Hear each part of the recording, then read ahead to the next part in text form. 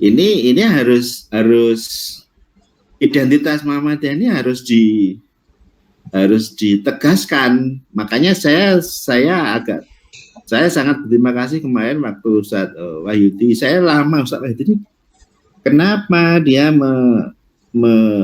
membahas kalam bahwa Muhammadiyah Asy'ariyah itu, ternyata saya sekarang sadar bahwa itu untuk menegaskan jangan sampai Muhammadiyah ditarik kepada akidah yang lebih radikal gitu. Itu menurut saya. Ngaten Mas Fit. Matur nuwun. Assalamualaikum. Waalaikumsalam.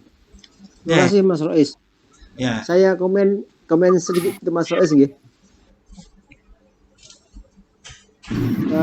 Tadi Mas Rois, maksud saya itu begini Mas Rois. Maksud saya kenapa Muhammadiyah itu sekolahnya itu lahir dari pimpinan, itu maksudnya justru Muhammadiyah tadi kan syaratnya untuk punya cabang daerah, ya itu kan harus ada usaha sekolah. Itu yang seharusnya begitu.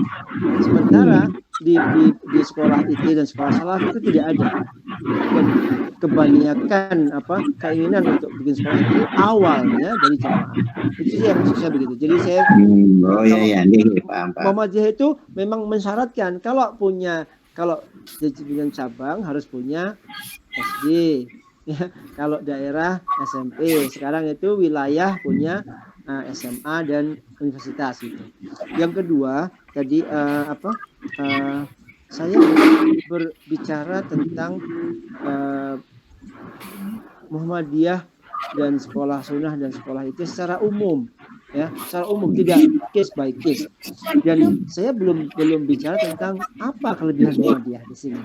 Yang saya lihat bahwa dari segi keislaman, walaupun sama-sama mengklaim sekolah Islam, Muhammadiyah agak tertinggal dari segi kurikulum Islam dibandingkan dengan sekolah sunnah dan sekolah salafi yang diam-diam itu memakan segmen, ya, persekolahan Islam yang ada, yang dulunya orang cuma punya pilihan sama Muhammadiyah atau negeri, atau Muhammadiyah atau dengan madrasah NU Depak gitu ya, Depak sekitar 50.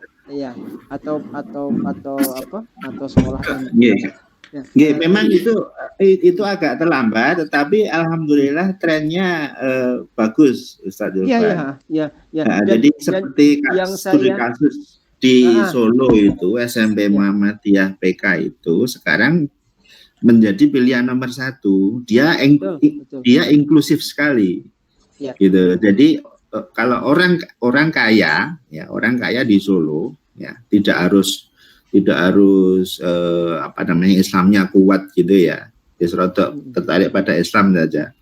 Mereka lebih nyaman menyekolahkan anaknya ke SMP Muhammadiyah PK daripada yang SMP IT misalnya, karena inklusifisme tadi menurut saya. Ya, bahkan ketika saya diundang khusus di Tanwir di Bandung, saya sempat mengusulkan bahwa sekolah Muhammadiyah itu bikin sekolah gratis tapi bagus.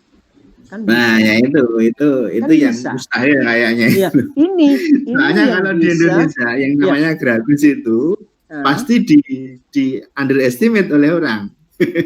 Enggak, maksudnya orangnya nggak mau masuk ke situ. Ya, begini, maksudnya Muhammadiyah bikin sekolah gratis yang istimewa, ya, sekolah kader harus gratis, tapi syaratnya harus lolos bahasa Arab, bahasa Inggris ataupun, jadi ada syaratnya, sehingga itu menjadi sekolah yang dikejar oleh parent orang tua murid lain yang memang betul-betul Muhammadiyah.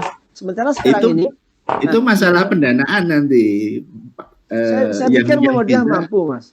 Kalau umpamanya kita minta bantuan dari semua PTM umpamanya 5% saja untuk modal, itu mampu.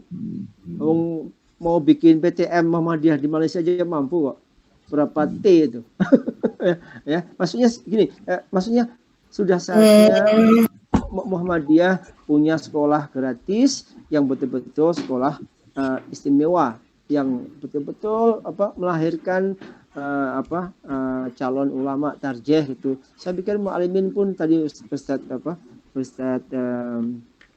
Wahid tadi kan bilang sekarang malah justru kalah sama MBS. Betul. Zaman saya diajar bahasa Arab siap habis subuh sama maghrib oleh Ustaz Yunus Ilyas dan Pak Ustaz Hamdan Hambali. Itu bahasa Arab gundul ya, Jurmiyah, Mutamimah, kita baca semuanya. Tapi sekarang sudah beralih ke yang berbahasa Indonesia. Sudah habis itu masa-masa seperti itu. Bahkan Pak Prof. Ibnu Juraimi ketika ngajar hadis Bulughul Maram, Syarihus Shalihin pakai yang gundul, pakai kitab. Itu tahun 79 ya.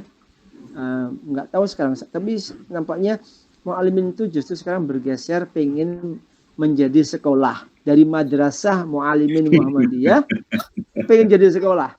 Jadi orientasinya kemana? Ke Turki, ke Turki, kemudian jadi tidak lagi pesantren, padahal itu kan pesantren sebenarnya mu'alimin itu. Ya, harusnya anak-anaknya fasih berbahasa Arab, ngajinya bagus, bisa berdakwah dengan cakep, menarik gitu ya. Tapi saat ini mu'alimat bisa kalah sama MBS itu. Dan kalau berjuang, saya sering bilang sama mu'alimin begini, mu'alimat itu benchmarknya jangan sekolah negeri. Mu'alimin benchmarknya ke sekolah teladan. Ya tidak masuk. Harusnya benchmarknya saingannya siapa? Kontor.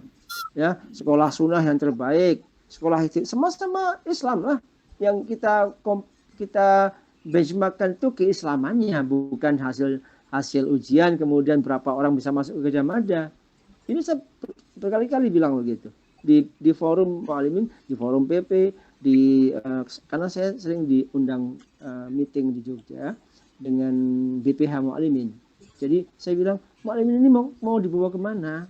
Ya, kalau benchmarking hanya sebatas sekolah negeri teladan, ya sayang sekali. Harusnya benchmarkingnya coba melawan sekolah Islam terbaik di Indonesia.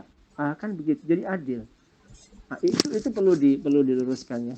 Jadi ini apa yang saya sampaikan ini bukan hasil research, tapi hasil omongan saya dengan guru-guru MBS, guru-guru di sekolah Islam, di sekolah Sunnah, dan juga parent yang saya ketemu. Karena saya selama ini alhamdulillah kurang lebih sudah memberikan workshop dengan sekolah-sekolah IT dan sekolah Sunnah dan sekolah Muhammadiyah lebih dari 100 kali workshop selama 15 tahun ini. Dan subhanallah ya, Muhammadiyah itu menjadi benchmark untuk keberhasilan sekolah Sunnah dan sekolah IT. Mereka itu harus berkiblat pada Muhammadiyah, tidak bisa tidak. Karena tidak punya pengalaman bikin sekolah mereka ini. Dan itu yang kemudian mereka berbenah, kemudian tahu kelemahan kita dan tadi kenapa saya kirim link YouTube Lun dan Napoleon, karena begini, banyak para orang tua murid dari sekolah Sunnah dan sekolah IT ini mereka sering travel ke luar negeri ya, kemudian juga tinggal di luar negeri dan mereka bertemu dengan mu'alaf di berbagai negara, di Europe, di Eropa, Kanada, Amerika, New Zealand, Australia ya, dan mereka notice gitu loh, semua mu'alaf yang betul-betul mu'alaf dan masuk Islam, sama ada dia dari ateis ataupun dari Nasrani ataupun dari Yahudi, itu kalau masuk Islam betul-betul ingin yang sunnah. Mereka nggak mau lagi yang macam-macam, udah bosan sama agama sebelumnya yang banyak bid'ahnya, syiriknya. Jadi ketika ketemu begitu, mereka nggak ada pilihan lain. Ini yang saya cari, yang murni. Nah, itu Lun dengan Napoleon itu pernah kami undang di sekolah kami dan memberikan satu motivasi, inspirasi bagaimana beliau Lun ini ya sedang di puncak karirnya dengan bank account sebesar 100 juta US dollar meninggalkan dunia musik. Ini kan dahsyat sekali ya. dan beliau masuk Islam dengan keluarganya semuanya. Sama dengan Napoleon juga begitu. Mereka bersahabat akhirnya.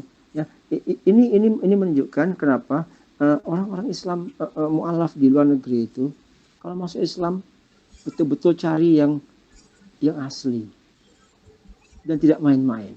Ya, dan itu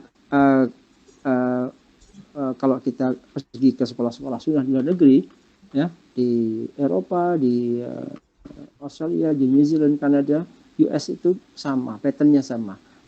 Mereka rajin mengkaji kitab, ya, rajin daurah, ya, dan punya target tertentu, harus khatam kitab ini, kitab itu selama tahun pertama, kedua, ketiga, dan sehingga waktu keluar itu akidahnya beres, ibadahnya beres, akhlaknya beres. Nah, itu yang mungkin perlu kita tekankan di Muhammadiyah, ya. Saya setuju sama Muhammadiyah itu kesewaannya salah satunya sangat inklusif. Semua orang bisa masuk, ya. Bahkan ada yang nggak bisa bayar pun dimaklumi oleh sekolah itu. Bahkan pimpinan daerah mencarikan beasiswa, pimpinan wilayah memintakan diskon dan segala macamnya, itu harus diakui. Tetapi kita sekarang berhadapan dengan dua sekolah yang menyaingi Muhammadiyah. Dan apa yang harus kita buat? Itu yang paling penting.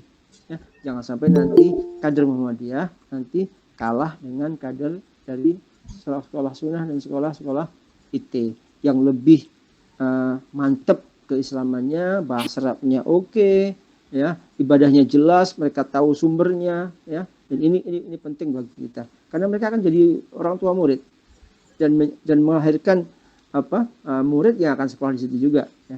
Sementara Muhammadiyah masih murid-murid kita masih gradul baca Quran, ya. Oke, itu saja tambahan dari saya. Mas Wid, baik, sudah hampir jam 12 ini. Ya.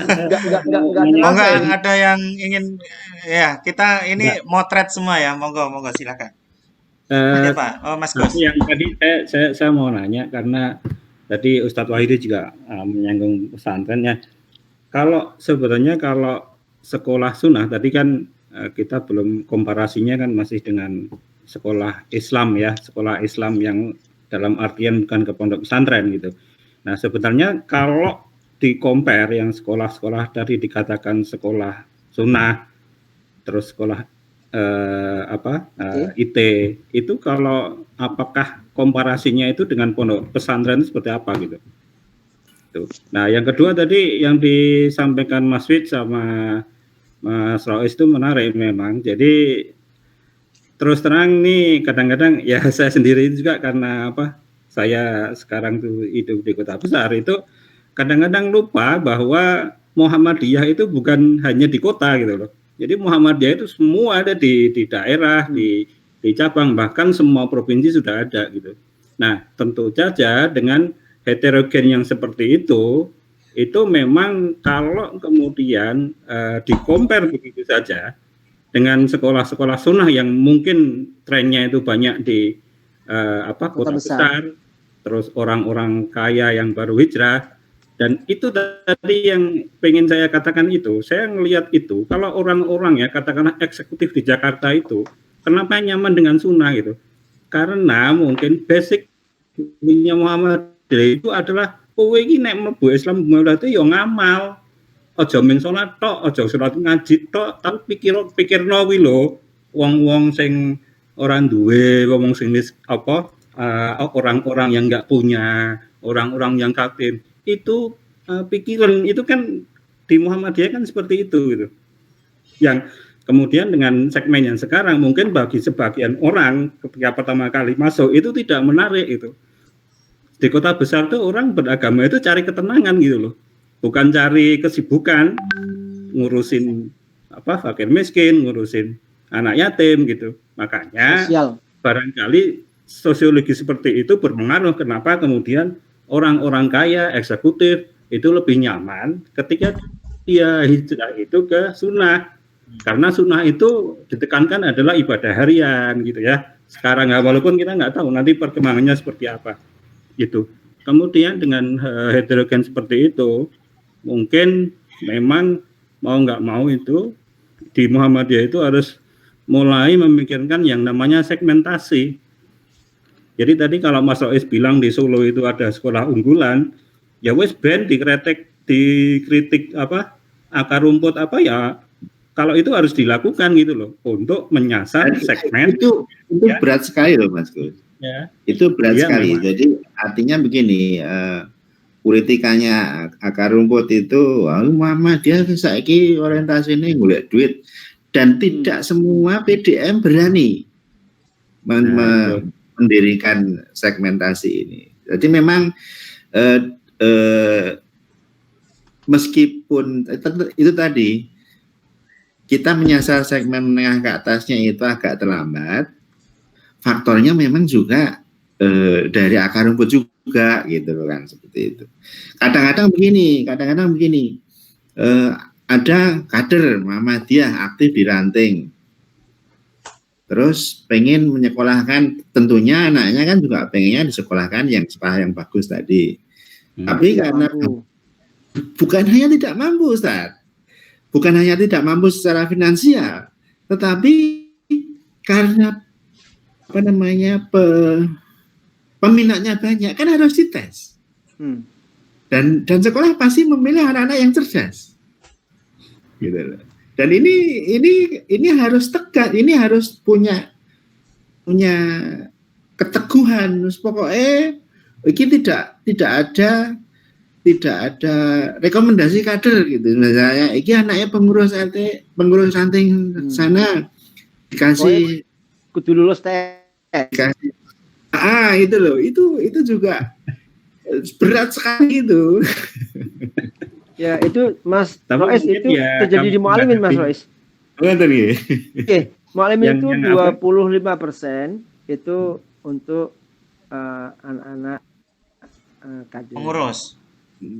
Yang pengurus yang 75% itu tes murni. Kalau yang di SMPPK itu tidak. Itu sampai geger itu. Ya. Tapi alhamdulillah oleh Pak Marbuji, kepala sekolahnya di backup. Wes rasa digagas omongannya wong ketemu. Dan hasilnya nomor 3 Jawa Tengah itu tahun 2007 NIM-nya. Nah memang juga kita maunya seperti apa gitu loh. Itu dan sekarang alhamdulillah itu menjadi apa namanya ya? Menjadi percontohan. Jadi dulu perintisnya Pak Muhammad Ali itu sekarang diundang kemana-mana bagaimana merintis itu.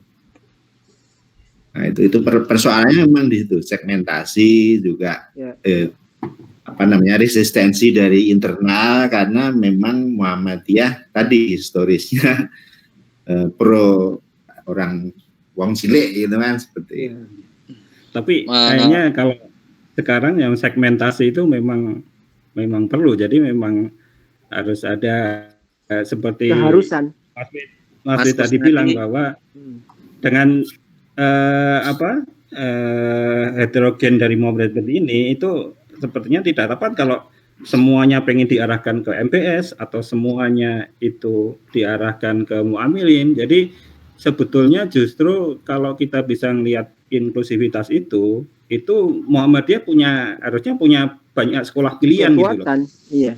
Ya, kalau yang pengen sekolah yang seperti istilahnya Mas Zulfan tadi bilang, misalnya sekolah agama ning ngerti umum, ya mungkin ke Mualimin atau mungkin ke MPS yang segmen yang aku tuh pengennya sekolah umum yang ngerti agama gitu.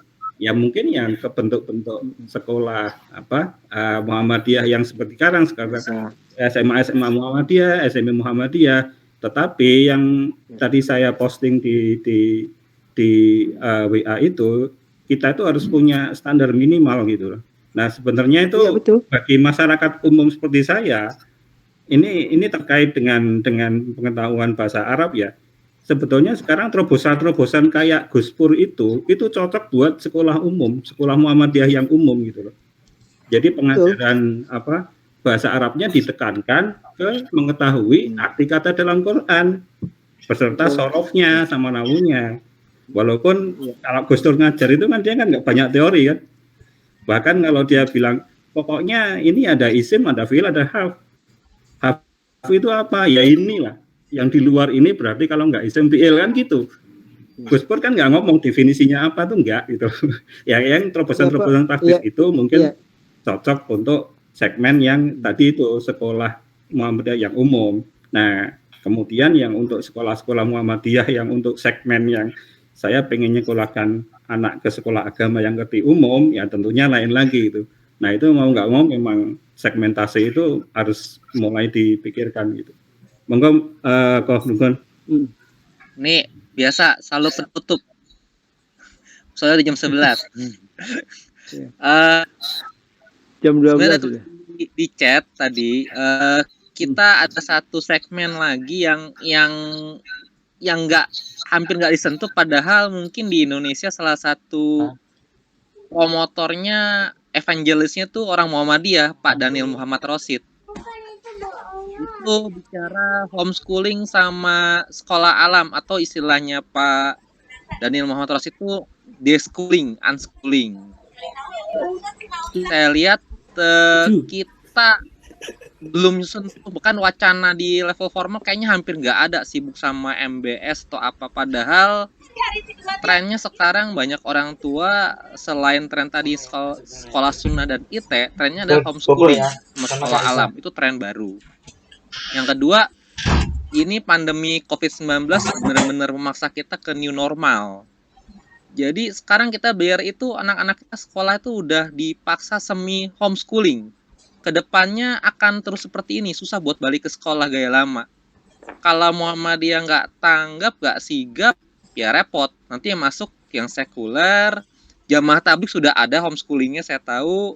Terus yang sekolah sunnah sama IT itu sudah mulai bikin juga, walaupun sporadis. Saya sendiri karena anak saya kebutuhan khusus, saya ikut di homeschooling Muslim Indonesia. Walaupun itu khusus buat Muslim, walaupun netral ya, nggak ada afiliasi khusus, tapi memang mayoritas mengisinya itu kalau nggak orang tarbiyah, orang salafi, ya orang HTI atau ex-HTI. Yang Muhammadiyahnya ada tapi sedikit. Padahal kalau tanya mereka inspirasi dari siapa? Dari Pak Daniel Muhammad Rosid gitu loh. Ini kan lucu. Jadi orang Muhammadiyah, ada beberapa orang Muhammadiyah jadi evangelis utama, pertama pionir evangelisnya homeschooling. Tapi saya nggak ngerti gimana nih, ini selalu kita kayak raksasa yang lamban banget, nggak peka gitu ya.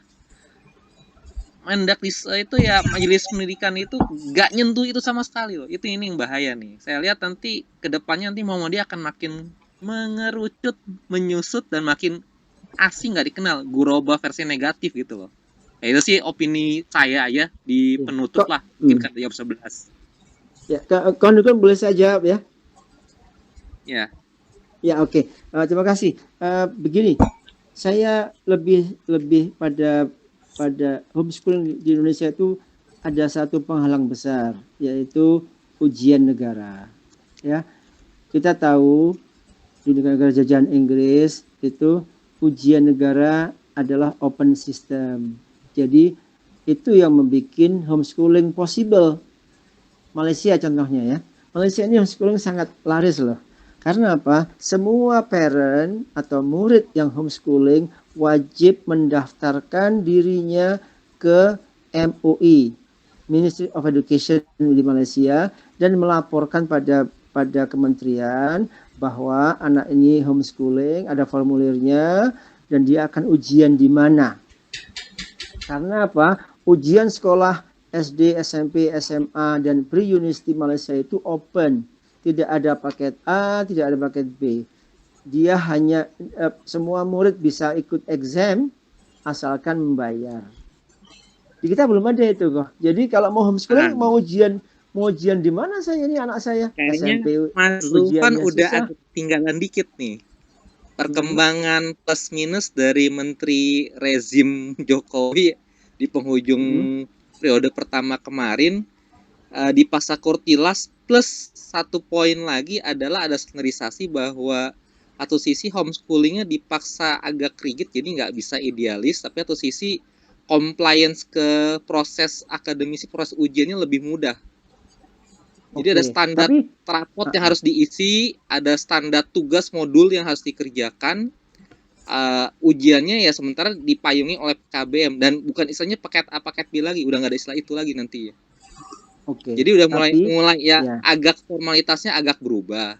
Tapi intinya yang saya tekan sini adalah kendala itu walaupun ada, kita nggak satu mata bahwa trennya akan ke sana terus. Of course. Tapi begini kok, di Indonesia teman-teman yang homeschooling itu memilih ujian Cambridge atau ujian IB yang lebih internasional dan nggak tanggung-tanggung. Oke, saya mau homeschooling, tapi saya mau ujian Cambridge, which is lepas, open, gitu. Kalau dia mau ikut ujian negara, tadi itu masih rumit tatanannya. Nanti belum lagi kalau ditanya mau daftar SMA umpamanya atau ke perguruan tinggi apakah menerima semuanya. Oh, enggak, udah berubah, jamin. Of course. Tapi yang saya maksudkan, kenapa homeschooling Indonesia itu agak lambat tadi? Karena mungkin pemerintah terlambat merespon kebutuhan itu. Sementara di negara lain, ya, Singapura, Brunei, Malaysia, jajahan Inggris ya, itu nggak ada masalah kok. Tidak ada masalah sekali. Bahkan di sekolah kami itu ya, di IM School itu, kita kan hanya bisa menampung 4 kelas, 100 orang per kelas. Ya. Jadi kalau kita ujian Cambridge Primary cuma ada 100, IGCSE 100, A-level 100. Maksimal 100. Sementara setiap tahun kita menerima ujian orang luar, sekolah lain ataupun homeschooling students 600 orang kok. Jadi 6 kali lipat lebih banyak dari siswa kita di sekolah kita. Karena sekolah kita adalah Center for Cambridge Exam, jadi bisa menerima ujian dari sekolah-sekolah lain. Ini kemudian yang membuat homeschooling di Malaysia itu subur karena apa? Ada MUI yang mengatur, kemudian ujian terbukanya bebas baik Cambridge maupun ujian negara Malaysia sendiri, dan semua kampus menerima itu ya. Karena apa? Nah, ini yang perlu saya ceritakan. Ijazah SMP, SMA-nya dan Pre-U-nya Malaysia itu tertulis Cambridge. Jadi rupanya pemerintah Malaysia itu masih merujuk kepada ijazah Cambridge walaupun sudah merdeka. Begitu kok. Ya, itu paham. Yang itu kita sounding. Saya nggak tahu karena ngurus anak saya. Cuma maksudnya adalah kendala itu tuh akan berubah dan memang kita dipaksa buat berubah. Yang saya lihat di Muhammadiyah nggak banyak hal-hal itu gitu loh. Sementara yang di Salafiyah dan itu udah mulai sekolah Kristen, karena adik saya kan homeschooling anaknya, itu jauh lebih dulu lebih serius menggarap ini, dan dia kasih opsi mau jasa negara nanti ada jalurnya lewat PKBM afiliasi mereka, atau mau ya sama kayak tadi, bayangkan kiblat mereka yang Kristen ini malah ambil gaya Malaysia, jadi banyak meeting regional di Malaysia, dia ambil Cambridge. Nah, tapi intinya balik lagi, kita nih apa ya, too slow gitu loh saya bilang. Sekarang ini momen yang pas nih, udah ada pandemi ini COVID, nggak akan ke arah sana. Semua udah prediksi tren global gitu loh. Ya kan ada gara-gara ini kan ada istilah baru kok. Kalau dulu kita nggak boleh bawa HP ke sekolah. Sekarang sekolahnya di dalam HP. Gara-gara pandemi. Ini kan satu fenomena yang lucu ya. Murid nggak boleh bawa HP ke sekolah, tapi sekarang sekolah dalam HP. Itu mungkin meringkas keadaan sekarang ya. Baik. Mungkin Mas Wid ya. Menambahin sedikit mungkin. Ya, nggih. Sinten iki nggih? Mas Gus. Boleh menambahin? Oh ya. Ustaz Pak Wahyudi. Kata kebiasaan. Iya, Ustaz. Saya udah jam 12 ini. Ya, sedikit aja barangkali terkait pesantren tadi. Saya pikir Muhammadiyah punya potensi yang jauh lebih besar dibanding sekolah sunnah. Karena kita sekolahnya lebih variasi lah. Kalau terkait dengan sekolah sunnah IT, ya mungkin yang perbandingan yang paling pas ya mungkin dengan MBS itu. Dan target dari LP2M itu sebenarnya minimal itu satu daerah itu cukup 1 MBS. Jadi setidaknya itu satu daerah itu ada 1 MBS. Itu jika itu bisa terrealisir, maka sebenarnya sudah akan ada 1000-an MBS lebih, itu sudah sangat banyak itu. Dan itu sudah cukup lah untuk bersaing dengan sekolah-sekolah IT ataupun sekolah-sekolah sunnah kalau memang satu PDM ada 1 MBS. Itu yang pertama. Yang kedua terkait dengan yang sekolah gratis itu, memang saya pernah ke MBS Prambanan, di sana ada namanya cabangnya masih milik Prambanan juga, itu Fakhrudin, itu full gratis, SMP SMA full gratis, dan itu bisa dan bagus gitu. Itu dikhususkan untuk Tafakufiddin, jadi memang 70% barangkali adalah ulumuddin, 30% baru yang ilmu sains lah. Itu, dan dia berani modal mendatangkan dosen dari Mesir, mendatangkan dosen dari Sudan, ya kan, untuk mengajar di MBS Fakhrudin itu full gratis dan berhasil gitu.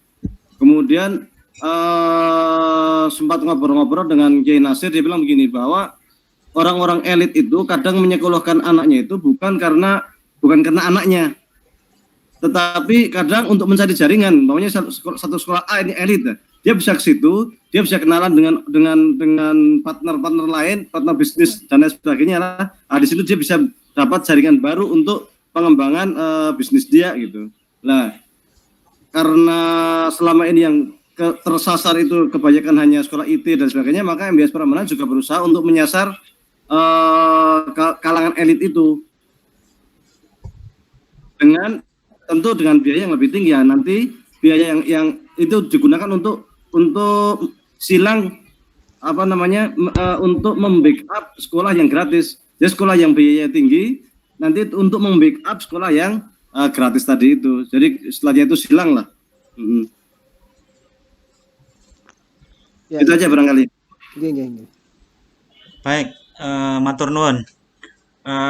Saya kira banyak sekali aspek yang sudah disampaikan oleh teman-teman sekalian yang terkait dengan apa yang telah dilontarkan oleh Ustadz Zulfan tadi ya, mengenai, tapi tadi baru benchmarknya baru ke sekolah sunnah ya, sebenarnya belum berlanjut ke kalau benchmarknya sekolah Muhammadiyah ini hanya masalah point of view-nya.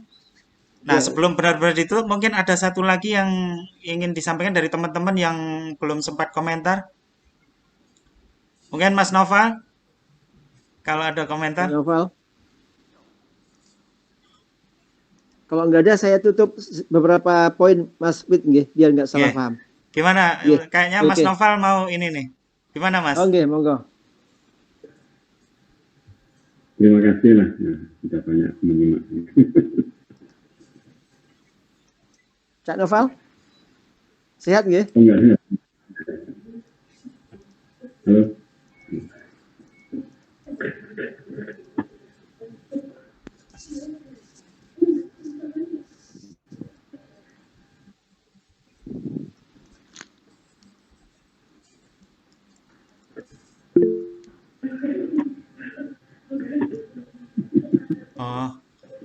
Oke. Ya udah. Iya. Monggo. Oke, Mas Wid, saya ya. Oke, terima kasih Mas Wid sebagai moderator pada malam hari ini dan teman-teman yang hadir semuanya. Saya supaya tidak salah paham, kenapa saya sampaikan di forum ini, karena mungkin tidak banyak dari kita yang punya kesempatan untuk masuk ke tiga sekolah itu ya, sekolah Muhammadiyah, sekolah sunnah, dan sekolah IT. Saya menemukan ini semuanya dengan rasa sedih dan juga gembira. Kenapa? Karena di satu sisi Muhammadiyah itu masih menjadi kiblatnya sekolah-sekolah sunnah dan sekolah IT. Kenapa? Mereka terlambat untuk membuat sekolah sehingga pasaran sekolah itu sudah direbut oleh Muhammadiyah sejak dahulu kala.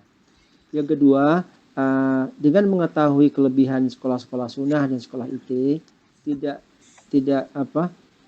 belum terlambat untuk Muhammadiyah untuk punya sekolah yang ada segmen elit tadi. Saya memang usulnya itu bahwa kita punya sekolah yang segmennya lebih elit dan dengan tes ataupun gratis. ya, sehingga kita punya sekolah cream of the cream yang itu bentuknya seperti apa monggo terserah, tapi kita sudah ada platformnya yaitu Mu'allim Mu'allimat dan MBS.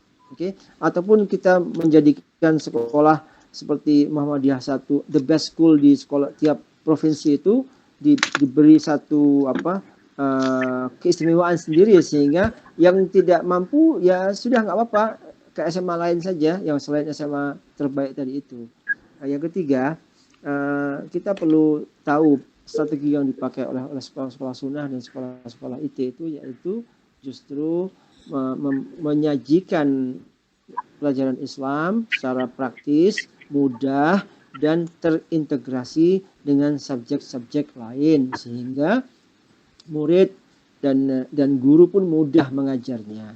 Yang terakhir, sudah saatnya kita melibatkan para orang tua murid di Muhammadiyah untuk kembali ke sekolah sehingga sekolah itu menjadi pusat sekolahnya murid, guru, dan orang tua murid. Begitu Mas Wid. Matur nuwun. Baik, penutup yang cukup merepresentasikan apa yang kita diskusikan malam ini. Nanti sebelum ditutup mungkin Ustadz Wahyudi masih ada ya. Nanti mohon perkenannya untuk memimpin doa ya sebelum kita akhiri. Okay. Monggo, Ustadz Wahyudi. Ustadz Wahyudi.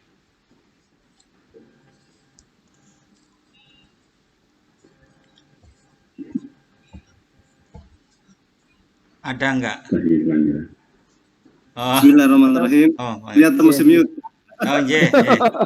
Oke Mas, monggo dari Mesir. Sebelumnya terima kasih banyak atas sharing ilmu yang luar biasa. Mudah-mudahan barokah bermanfaat. Amin. Mari kita harga kali. Astagfirullahaladzim. Alladzi la ilaha illallah Astagfirullahaladzim. Alladzi la ilaha illallah Astagfirullahaladzim. Alladzi la ilaha illallah Allahumma salli ala sayyidina Muhammadin fil awalin. Allahumma salli ala sayyidina Muhammadin fil akhirin. Allahumma salli ala sayyidina Muhammadin fil mala'il a'la ila yaumiddin. Allahumma rabbana taqabbal minna salatana wa syiyamana wa ruku'ana wa sujudana wa tabarru'ana wa takhassu'ana wa ta'abbudana wa tammim taqsirana ya Allah ya rabbal alamin. Rabbana zalamna anfusana wa illam taghfir lana wa tarhamna lanakunanna minal khasirin. ربنا ولا تحمل علينا إصرا كما حملته على الذين من قبلنا ربنا ولا تحملنا ما لا طاقة لنا فيه واعف عنا واغفر لنا وارحمنا أنت مولانا فانصرنا على القوم الكافرين ربنا هب لنا من أزواجنا وذرياتنا قرة أعين واجعلنا للمتقين إماما ربنا إننا آمنا بما أنزلت واتبعنا الرسول فاكتبنا مع الشاهدين ربنا وآتنا ما وعدتنا على رسلك ولا تخزنا يوم القيامة إنك لا تخلف الميعاد اللهم إنا نسألك سلامة في الدين وعافية في الجسد وزيادة في العلم وبركة في الرزق وتوبة قبل الموت ورحمة عند الموت ومغفرة بعد الموت اللهم هون علينا في سكرة الموت ونجنا من النار والعفو عند الحساب اللهم ارفع لنا الوباء اللهم ارفع لنا الوباء اللهم ارفع لنا الوباء والمحن والشدائد والمصائب برحمتك يا أرحم الراحمين يا حي يا قيوم برحمتك نستغيث يا حي يا قيوم برحمتك نستغيث يا حي يا قيوم برحمتك نستغيث ربنا آتنا في الدنيا حسنة وفي الآخرة حسنة وقنا عذاب النار وصلى الله على سيدنا محمد وعلى آله وصحبه وسلم سبحانك ربك رب العزة عما يصفون وسلام على المرسلين والحمد لله. Syukran. Baik. Amin ya rabbal alamin. Alhamdulillahirabbil alamin. Baik, semoga doa penutup tadi menambah keberkahan majelis kita pada malam hari ini.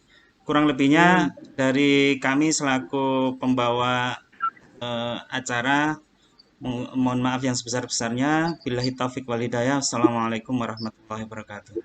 Waalaikumsalam. Matur nuwun. Nggih, Mas, ini jangan lupa di copy. Chatnya bisa disimpan nggak ya? Apanya? Bisa disimpan nggak? Chatnya disimpan. Chatnya ya. Ini saya simpan, saya copy paste nanti. Oke, sip Mas. Barakallahu fiik. Okay. Terima kasih. Yo, pamit dari Kuala Lumpur. Terima kasih semua, jazakumullah khairan. Khair. Ini udah jam 12:04 di sini. Udah besok berarti udah tanggalnya besok. Oke, mari semua.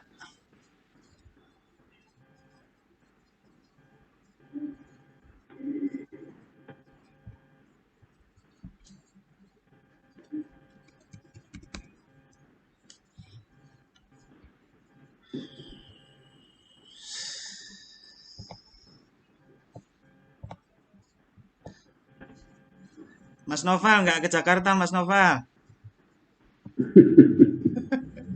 Ke Cilebut, Cilebut.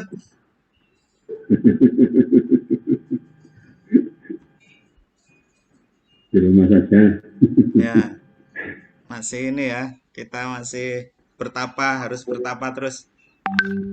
Iya, betul. Oke.